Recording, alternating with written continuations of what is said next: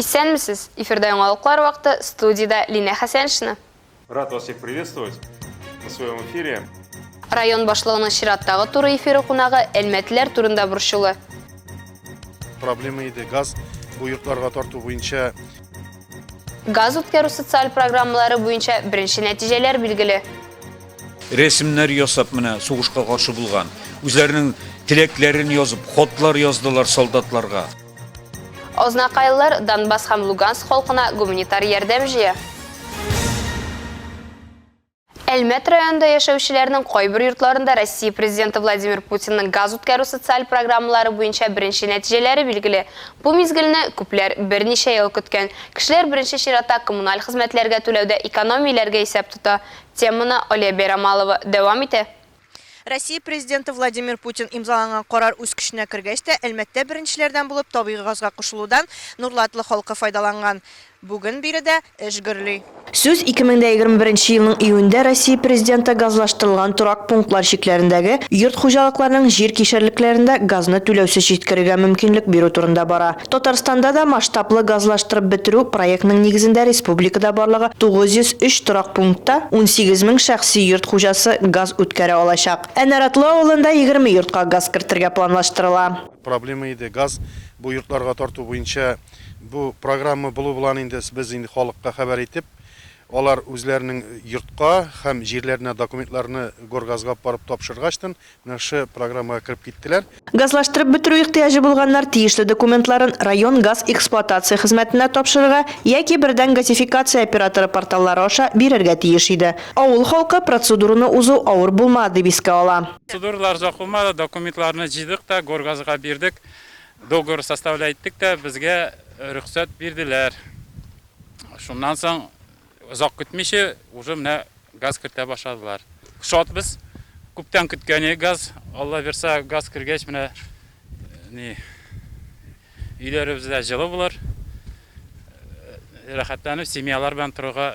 Нуратлы авылы Әлмәттән 18 километр ераклыкта урнашкан. Шәһәрдән авылга күчәргә теләгән кешеләр өчен ерак ара түгел, тик күпләрне газ проблемасы куркыта. Әмма курыкмаганнар инде 3 ел көтә. Бу программа инде әлбәттә безнең авыл халкы өчен бик яхшы. Ни өчен дигәндә безнең авыл перспективныйлардан шутлана, ни өчен дигәндә шәһәргә якын тора безнең авыллар.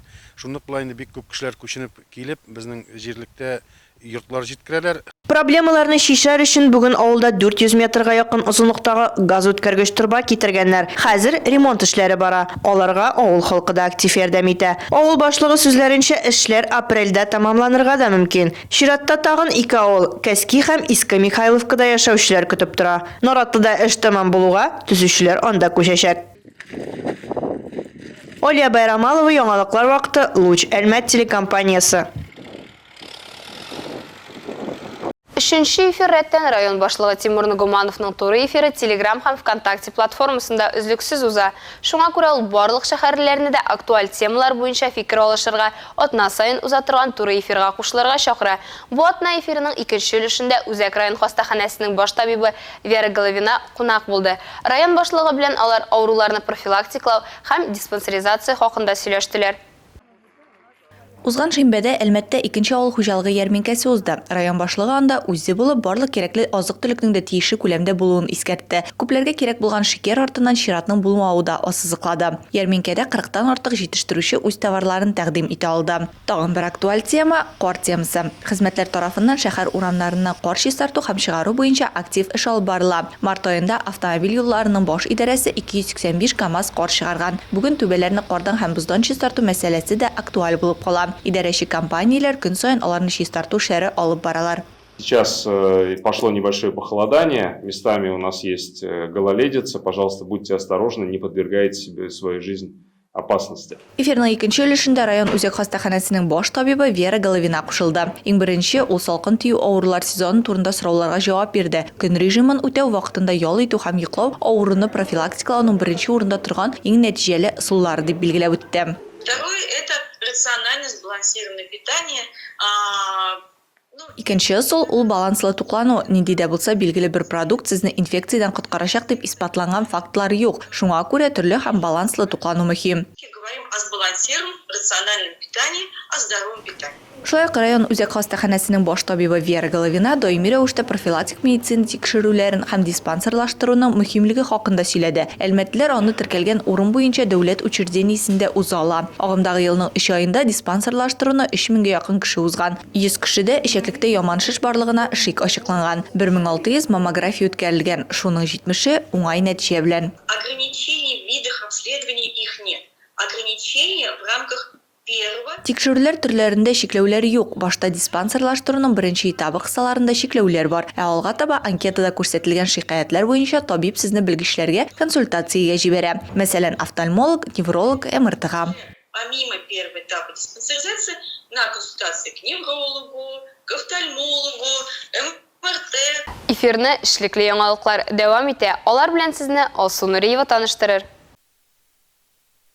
Балаларны беренче сыйныфка Татарстан Республикасының дәүләт хезмәтләре порталы аша кабул итү 2 этапта узачак. Аның беренчесе 1 апрельдә старт ала. Татарстанның цифрлы үсеш министрлыгы матбугат хезмәте шул турыда хәбәр итә. Беренче этап 1 апрельдән 30 июньгә кадәр уза. Бу этапта исемлеккә мәктәптә беркетелгән территориядә яшәүче балалар кертелә. Шулай ук бу чорда чиратсыз язылу, беренче чиратта яки язылуда өстенлекле хокукларга ия булган балаларны туплыйлар. Икенче этап 1 июльдән башлана һәм 5 сентябрьгә кадәр буш урыннар тулганчы дәвам итә. Ул белем бирү учреждениесенә беркетелгән территориядә яшәми торган балалар өчен билгеләнгән. Мәктәпкә беркетелмәгән территориядә яшәүче балалар өчен мәктәпкә язылу гариза һәм кирәкле документлар пакетын тапшырганнан соң 5 эш көнендә рәсмиләштерелә. 26 март Россия президенты Владимир Путин санкциялар шартларында дарулар әйләнеше һәм аларны даруханәләргә җибәрү турындагы законны имзалады. Яңалык дарулар белән күпләп сату итә торган оешмада медицинада куллану өчен дару препаратларын китерү срокларын үтәргә мәҗбүр итә. Моннан тыш күпләп сатучыларның тиешле килешү төзелгән даруханә оешмаларында медицина куллану өчен препаратлар китерүдән баш тартырга хокуклары юк. Шуңа даруларга кытлык булмаячак. Шулай ук яңа теркәлгән чит ил препаратлары агымдагы ел ахырына кадәр Россиядә чит ил төргәгендә рус телендәге этикетка белән сатыла алачак. Хәзерге вакытта мондый даруларны сату бар тик Россия төргәгендә генә рөхсәт ителә. Шулай ук 26 март көнне Россия президенты Владимир Путин Донбассны яклау өчен махсус операциядә катнашучыларны хәрби хәрәкәтләр ветераннары дип тану турындагы федераль законга имза куйды. Документ хокукый мәгълүматның рәсми интернет порталында чыкты. Закон Украина, Донецк һәм Луганск халык республикалары территориясендә бурычларны үтәүче хәрби хезмәткәрләргә, башка хокук саклау һәм көч структуралары хезмәткәрләренә хәрби хәрәкәтләр ветераны һәм инвалиды статусын билгели. Статус 2022 елның 24 февралендән билгеләнә. Әлеге законны үтәү чыгымнарын финанслау федераль бюджет акчасы исәбеннән гамәлгә ашырыла. Закон рәсми басылып чыккан көннән үз көченә керә. Россия президенты Владимир Путин вице-премьер Марат Хуснуллинның ташламалы ипотека ставкасын 12%-га кадәр арттыру һәм авыл, гаилә һәм ерак көнчыгыш ипотекалары буенча элеккеге ставкаларны саклап калу турындагы тәкъдимен хуплады. Бу турыда ул министрлар кабинеты әгъзалары белән киңәшмә вакытында әйтте. Без әлбәттә ипотека базарындагы вазгыятьнең ничек үзгәрүен аңлыйбыз. Кредитлар буенча реаль базар ставкасын исәпләсәң, әлбәттә ул сизелерлек артты. Уртача алганда ул 20%-ка якын яки күбрәк булырга тиеш иде. Һәм шунда ук принципиаль позицияны билгеләп үтәм. Без махсус ипотека программалары буенча аерым алганда гаилә ипотекасы программасына 6%, авыл ипотекасына 3%, ерак көнчыгыш ипотекасына 2% ставкаларны үзгәрешсез калдырачакбыз, диде дәүләт башлыгы. Ул билгеләп үткәнчә, ташламалы ипотека ставкасының 12%-ка кадәр артуына карамастан, ул барыбер базарныкыннан 2 тапкырга кимрәк кала. Ипотекага кагылышлы тагын бер мөһим мәгълүмат. Төп ставка күтәрелгәнче ипотека алган россиялеләрнең айлык түләүләре элеккечә калачак. Россия хакимияте алдында хәзер мөһим бурыч тора. Элек алынган үзгәрә торган ставкалы кредитларның процентлары арту белән очрашкан кешеләргә ярдәм итәргә кирәк. Россия премьер-министры Михаил Мишустин шул турыда белдерде. Хөкүмәт башлыгы сүзләренә караганда, Россиядә мондый кредит портфеле күләме якынча 11 триллион сум тәшкил итә. Компаниягә ярдәм итү өчен реструктуризацияләүнең аерым тәртибе тәкъдим ителде. Заемщикларга якында айларда процентларны тулы күләмдә түләме мөмкинлеге бирелә. Аларны капиталлаштырырга, ел ахырына күчерергә мөмкин. Хөкүмәт мондый процент түләүләре бетерелергә мөмкин булган заемщик компанияләр өчен туры килү критерийлары исемлеген төзәячәк дип яза. Мишустин сүзләрен министрлар кабинеты матбугат хезмәте. Шул ук вакытта төп ставка үсүгә кадәр ипотека рәсмиләштерелгән физик затлар өчен түләүләр 27 февральгә кадәр дәрәҗәдә калачак. Донбасс халкына һәм махсус операциядә катнашучы хәрбиләргә Ознакайдан гуманитар ярдәмнең зур партиясын озаттылар. 2 тоннадан артык азык-төлек беренче чиратта кирәк-яраклар һәм кием салым җыелды. Тулырак алдагы материалда. Үзебезнекеләрне ташламыйбыз. Азнакайдан Казанга йөк машиналары шундый лозунг астында китте. Ярдәм акциясын Россия хатын-кызлар берлеге оештырды. Әлеге акцияга шәһәрнең йөзләгән кешесе кушылды. Берәү дә читтә калмады. Наша общественная организация «Женщины Татарстана», конечно же, поддержала. Безнең иҗтимагый оешма бу инициативага бик теләп кушылды. Безнең Азнакаебызда мәрхәмәтле кешеләр яши. Гади кешеләр килә, әбиләр килә, гаиләләр, балалар белән киләләр. Рәхмәтемне сүзләр белән генә җиткереп тә булмый. С какими чувствами, семьями приходят, с детьми. Азык-төлек, беренче кирәк-яраклар, кием салым барысы да кирәк булырга мөмкин. Әбиләр үз куллары белән бияләй носкилар бәйләп алып килсә, Азнакай укучылары үз куллары белән рәсем ясап, эчтәлекле хатлар яздылар. Мәктәпнең балалары менә үз куллары белән эшләгән әйберләрне, хәтта һәрбер бала менә үз күңеленнән, чын йөрәгеннән рәсемнәр ясап менә сугышка каршы булган. Үзләренең теләкләрен язып, хатлар яздылар солдатларга. Бу бит чын патриотлык инде менә. Мин уллы итеп рәхмәтемне әйтәсем килә үзебезнең сабыйларыбызга да, балаларыбызга да. Бу көннәрдә кабул итү пунктында волонтерлар, хатын-кызлар эшләде. Көн дәвамында төрле оешма, предприятиелар вәкилләре, иҗтимагый совет әгъзалары, авыл җирлекләре хезмәткәрләре, шәһәр халкы бер үзлексез агылып торды. Бу чарада ветераннар да зур активлык күрсәтте. Я хотел бы сказать большое спасибо всем жителям. Безнең хәрби көчләр бүгенге көндә зур җаваплы эш башкара. Барлык Азнакай халкына, җитәкчеләргә, Азнакай хатын-кызлар оешмасына игелекле гамәлләр өчен зур рәхмәтемне җиткерәм. Бик зур рәхмәт. Битараф булмаган һәркем Россия әлемнәре астында машиналарны озатырга килде. Азнакай халкы үзенең ни дәрәҗәдә бердәм, мәрхәмәтле булуын тагын бер кат раслады. Илмира Шәрифуллина, Рөстәм Әкбәров. Яңалыклар вакыты. Луч Әлмәт телекомпаниясе. 28 мартта 13 сәгать 30 минутта Әлмәт-Лениногорск автоюлында җәяүлене бәрдерделәр. Юқиди мәгълүматларына караганда 28 яшьлек җиңел автомобиль йөртүче Лениногорск шәһәре ягыннан Әлмәт юнәлешендә бара. 18 яшьлек җәяүле бу вакытта якынлашып килүче транспорт чарасы булмавына инанмыйча, җәяүләр өчен булмаган урыннан юл аркылы чыга. Юл транспорт һәлакәте нәтиҗәсендә алынган җәрәхәтләр белән җәяүлене Татнефть медсанчастьның нейрохирургия бүлегенә илтәләр. Ә хәзер кыска вакытлы рекламага бүленәчәкбез. Аның артыннан ук безнең эфирда.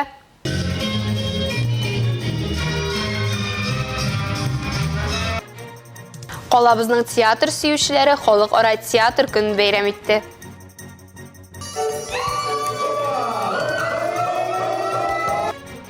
Музыка көллиятендә ачык ишекләр көне үтте. Рады приветствовать вас в нашем зале. Очень приятно видеть такое большое количество участников. Әлмәттә бадминтон буенча Татнефть 2022 спорт ярышлары узды. Реклама тиз узачак. Безнең белән калыгыз. Театр яктылыкка, нурга илтә. Бу сүзләр белән килешмәү мөмкин түгел. Кичә калабызның театр сөючеләре халыкара театр көнен бәйрәм итте. Әлмәт Татар дәүләт драма театрында узган кичәдә безнең иҗат төркеме дә булып кайтты.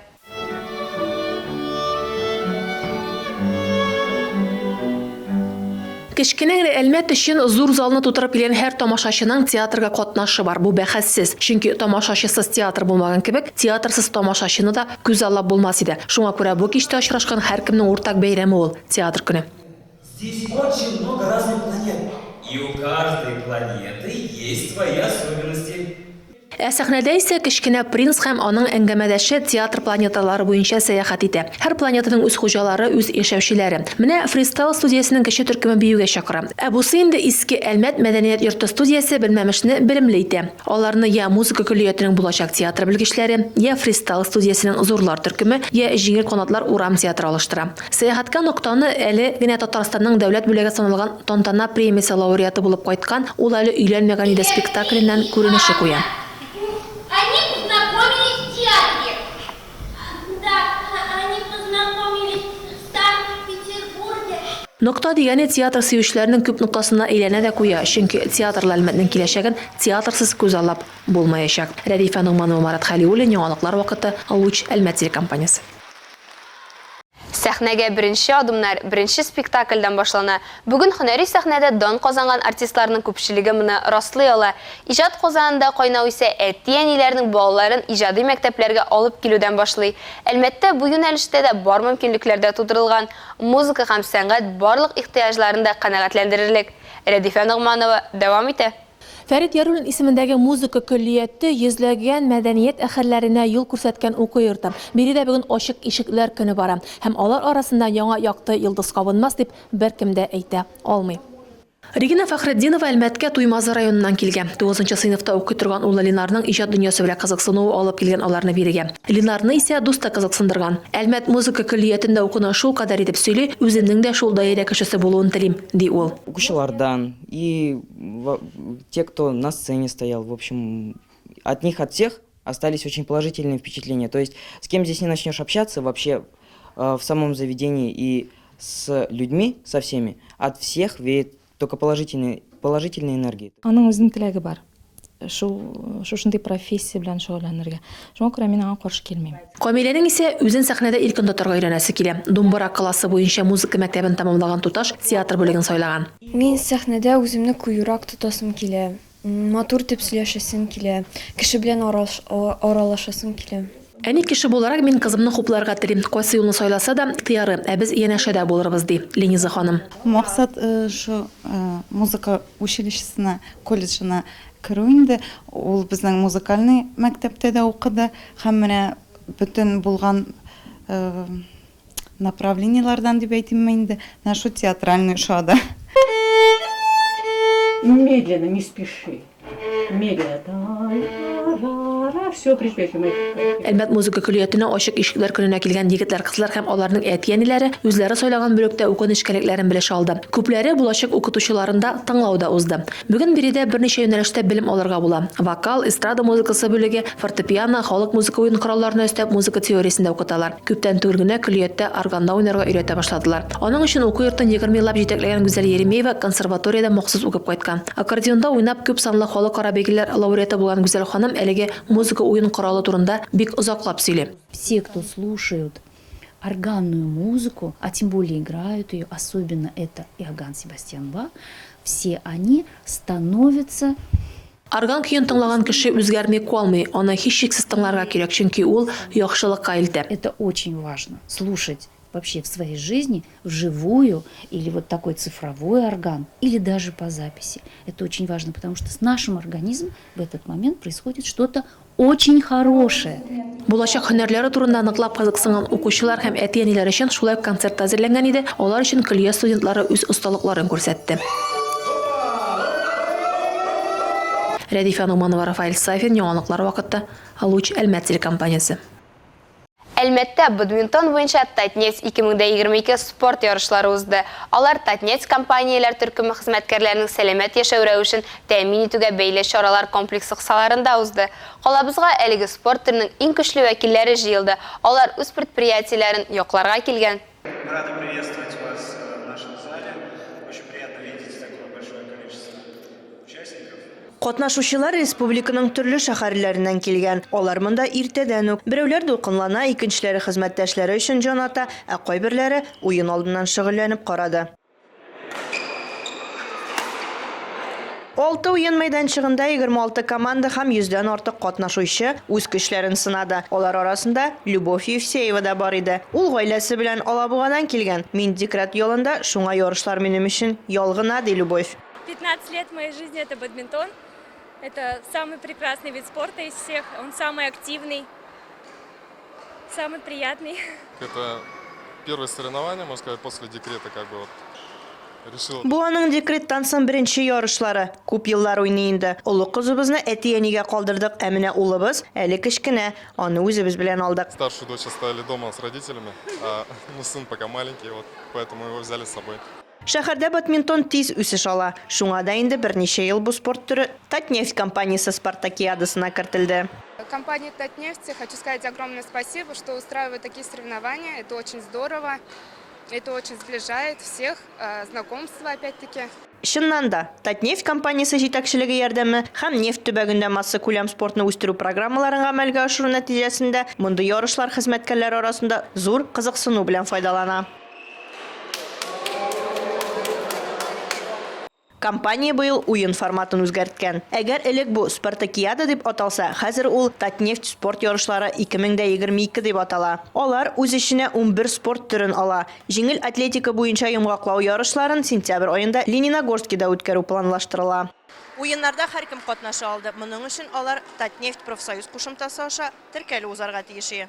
Бу кушымтада булачак ярышлар турында барлык кирәкле мәгълүматны белергә мөмкин. Мәсәлән, біз аннан киләсе ярышларның 9 апрельдә йөзү буенча узачагын белдек. Олия Байрамалова, Рамиля Хамидуллина, яңалыклар вакыты, Луч Әлмәт телекомпаниясы. Бу сезгә җиткерәсе соңгы мәгълүматыбыз иде. Мин Лина Хәсән, һәм монтаж операторы Олия Байрамалова, сезнең белән сау булашабыз. Исән-имин булыйк.